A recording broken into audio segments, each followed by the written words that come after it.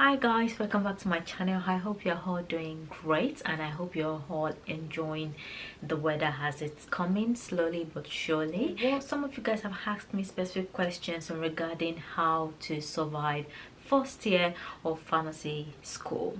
So today I'll be sharing with you some 5 tips that really helped me to survive first year of pharmacy school. So if you'd like to know how you can get through first year of pharmacy school, how you can navigate your way through it, keep watching this video. If you are new, my name is Esther. I'm a qualified pharmacist working in UK, London, and I work in a community setting. So I share content like educational content such as this, my lifestyle as a pharmacist, or how I'm actually navigating my life through adulthood, and I also put a little snippet of empowerment stuff around there as well. So if you are new, welcome. If you haven't subscribed to my channel, please do so below. It's not going to cost you anything, it's just a little click away. And do not forget to switch on your notification bell so you can always get notified whenever I upload a new video.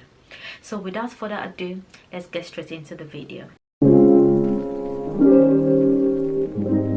I've made some notes about the things that really helped me to survive through first year of pharmacy school. So if you see me look at my phone, it's just so I'm actually saying things as I've put it down in my notes, like in terms of points. But yeah, so this is just to guide me through it. So my first thing to survive first year of pharmacy school is to take good notes. You don't know how much this is going to save you, because it might look like you're doing a lot, it might look a bit tedious, it might look like, oh, it's a lot of work, but trust me, it's going to save you a lot of time when the revision season comes into play, and that is when you have to revise for your exam. I can never stress enough how important it is to take good notes while you are actually learning the thing. And this is what I always recommend for people, that you need to attend lectures. I know that some people are like, oh, I don't attend lectures, I self-study. That never worked for me. I had to be in lectures to actually learn the content. So I would definitely recommend that you actually attend your lectures and take good notes. Make sure your notes are straight to the point, precise. There's no point rewriting the slides, that's just waste of time. But learn how to take good notes. There are YouTube videos on how to take best notes. If you want me to do that, you can always let me know in the comments, and I can always put out a video on that. But you really need to know how to take good notes, and that would really help you for your revision. Once your notes is out of the way, all you have left doing is actually focusing on your coursework and then ready for your revision for your exams. That literally takes a big chunk of the whole workload of first year of pharmacy school. Once your notes is out of the way, you'll be able to navigate through with everything else that comes with it. My second point is staying organized. Like I said in the previous one, you've taken good notes. Taking good notes also help you to stay organized, which is my second point. You have to be very, very organized. If you're not organized, if you are someone that is randomly just go with the flow, you're going to struggle. Being organized and building that skill helps you a lot in the long run throughout your pharmacy degree.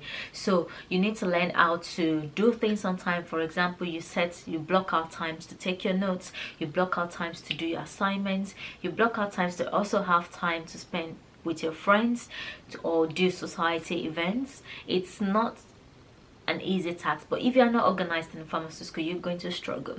So if you have, I personally always have like a small book, or I always call it like my messy book. An example of one is this one that I have here from Intelligent Church, like a productivity planner, something like this. You can have something like this. It doesn't have to be this one. You can get any small book with you, and everything that you have to do needs to be written down. That's how you know you are organized. You can do it digitally, you can do it physically, like I do mine, whichever way suits you. That way you know when you have your classes. That way you know what sort of time you have in between your classes to actually see what you can fit into them. For example, there are some days that we're not in lecture room from 9 till 5. So in between, like sometimes I have 2 hours break between my next lecture. In between that, I always plan to go to the library to actually quickly catch up on notes taking for what I have done in the early session of the day, and I make use of that 2 hours wisely. That doesn't mean that I won't have time for lunch, because I know there's lunch time already put into our daily schedules at uni. So I know that that 2 hours is just to take notes, and I'm very, very strict with that time. You don't see me playing around, you don't see me walking around. I'm in the library at that specific time. That's how I stay organized. This is because if I can spend my time in the library doing my notes, I know when I come back home I can as well relax a bit and just focus on revising for my exams, or I could actually do some coursework. So by being organized, it helps you to know what you want to do, when you want to do it, and where you need to do it. And it also helps you to keep up with your deadlines, to know when your assignments are due, because some courseworks are just due within 2 weeks, and sometimes you have like 3-4 courseworks that are due at the same time, and if you're not organized, there is no way you can be on top of it. So another thing that really save you a lot in your first year as a pharmacy student is to stay organized. My third point would be to study with others. Guys, I did not know how important this was for me until my second year of uni. That was when I realized how important it is. I used to be one of those that actually like glorify self-studying. I'm not saying you shouldn't study by yourself, and I'm still like an advocate for self-study. However, studying in groups actually just build what you've learned in your personal space and actually reinforce that. I think what I did was I sort of created a study group for myself. We're a group of 4, and we know that we are study groups, and we know we are study partners. Whatever we're doing, even when it comes to assignments, when it comes to revision, when it comes to doing anything, you will always see us together. Even till we sat our pre-qualification exam, we were always together, and it's still, these guys are still my study buddies. And it's very, very, I know people struggle with finding good study buddies, because some people are like, oh, you have study buddies, and some people just come and just chat through the whole session. That is why you have to be very, very intentional in finding the right study buddy for yourself. You have to be very, very intentional. In choosing my study buddies, there are a few things I needed to check on my list. I can tell that they are as ambitious as I am study wise, they are as focused as I am study wise, and we are working towards the same common goal, which is to succeed, pass our exams, get good grades in our assignments, and get good grades in our exams. And I knew these people are not people that, oh, we're gonna meet and we're gonna chat away, because there are different friends are for different things. I'm not saying this would that chat away are bad friends. They are not. It's just that they are not fit for that study session. They're fit for, oh, you want to do banters and things, then put them in that group. But when it comes to study, you need to have a group of friends that are very, very serious minded like you are, and it really, really helps you a lot. In first year and second year, before I made my study groups, my grades at uni wasn't that of a high grade. I did not even see myself getting a first class at the end of my pharmacy degree. But when I started having my study buddies, and I joined the study group, my grades literally shoot up, because it really reinforced my knowledge. And what are the benefits of study groups?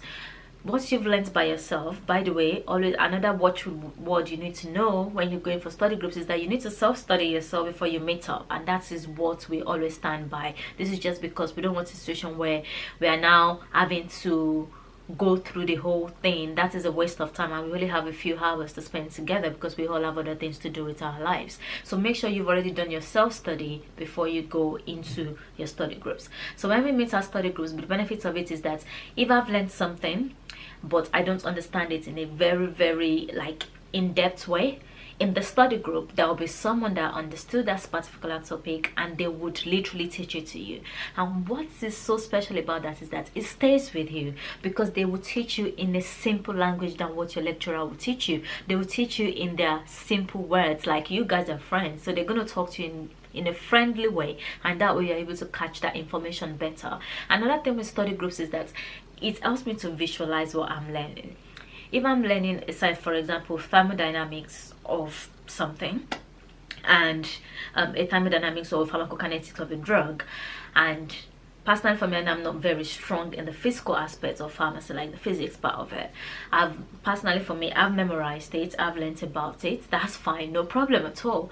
But the thing is that I did not understand it in-depthly. So in case the lecturer decides to bring a question and reward it in a certain way, that's going to throw me off. So what I do in my study group is that I visualize it, because I know somebody's going to teach me. The person that's teaching me must be wearing a certain type of clothes, they must be wearing a certain type of color. So that way it helps me to visualize that content in so much deeper way, where I remember everything they've told me. I remember how they explained it. I remember how they were even doing their hands when they were explaining to me. I remember the outfits they were wearing, the color, who passed by at that point. So when I see that question in an exam setting, those pictures come into my head and helps me to remember that the answers to that question. So study groups is really something that would really help you in your first year. And trust me, once you build a study group from first year, they go with you throughout your whole degree, and that really gives you like a lot of time to spend on something else, and that relieves you as well, because as you go further in the degree, it doesn't get easier. My next point would be to avoid distractions. First year is the year where a lot of distractions come your way, a lot, because it's few freshers at the university. Well, except if you coming from foundation year to first year, you still see yourself as a fresher, because that's when you feel like, oh, I'm at the university. There's lots of events going on, there's a lot of things going on trying to get you used into the university setting. Trust me, they can be as good as they sound, they can be as good as the distractions to you. When you should be studying, you'll be going out with friends because, oh, you wanted to visit the city center, you wanted to see what the whole university have. Trust me, you're in that university for at least 40 years, so you can always visit those places later. It doesn't have to be, you don't have to do everything all at the same time. And that is the mistake most students make. They literally want to do everything in their first, and I'm like, you have at least 3 years more to spend here. Why not to space it out and reduce the amount of distractions that come your way? It's not every time you have to attend the club. You don't have to attend the club every night. You don't have to attend the club every week. Those are little distractions. So you have to be able to discipline yourself and sort of know certain things you want to do to enjoy yourself. I'm not saying you don't have a good work-life balance. Good work-life balance comes with discipline as well, because if you are not careful, the play part of it is going to overshadow the work part of it, and you won't find a good balance in how to work and balance your work at uni. So try your possible best to avoid distractions. Of course, this is where we know, even at university, a lot of people want to do TikTok and things like that. Why are you scrolling on TikTok for 2 hours? You could have actually learned a certain topic in that time. That's just for you to know there, that there are certain things you can do to avoid distractions, and by avoiding distractions, that will help you to be on top of your game, to stay organized and be disciplined, and actually succeed your first year of pharmacy school. My next point, which is my 5th point and my final point, is you need to use resources. Resources comes in different ways, and it's not just about getting books in the library, researching things online, all those things. Those are resources, but my main point of resources here is that you have access to your senior years. Your senior years are your resources, main resources that you have to use. Think about it. They've already gone through the year before you. They've seen it all before you, so definitely knew better than you. They know better than you do now. They've made some mistakes that they've learned from, and you can always learn from that mistake so you don't make it. So try to network with your senior years. Like, don't feel ashamed. They are always open. I remember when I reached out to someone that was in the senior year, I literally just saw them walking past in the cafeteria at university on that fateful day. I think it was even during my foundation, and I just asked them, are you a pharmacy student? And they were like, oh yeah, how did you know? I was like, something just pushed me to ask them, and that's how I made friends for life. They really helped me through my year, like, because they've done them before. They're always telling me, oh, this is what you should revise, this is the resources you need for this specific topic, this is how this lecturer wants this assignments to be done. That literally puts you a step higher than your fellow counterparts, because my language says this thing, that if you know your way, the person that know their ways that actually knows their book. I don't know if that makes sense, but it's not like they're giving you answers or anything, because they are not. But they will literally tell you certain things your lecturers will not tell you, certain things your colleagues will not tell you, because they've been there before. They will tell you how a lecturer likes their assignments to be done, and how you have to do it, certain topics that they feel like a lecturer loves to ask in every questions. They give you past papers to prepare for your exams. These are literally big resources that you don't want to lose just because you make the connection.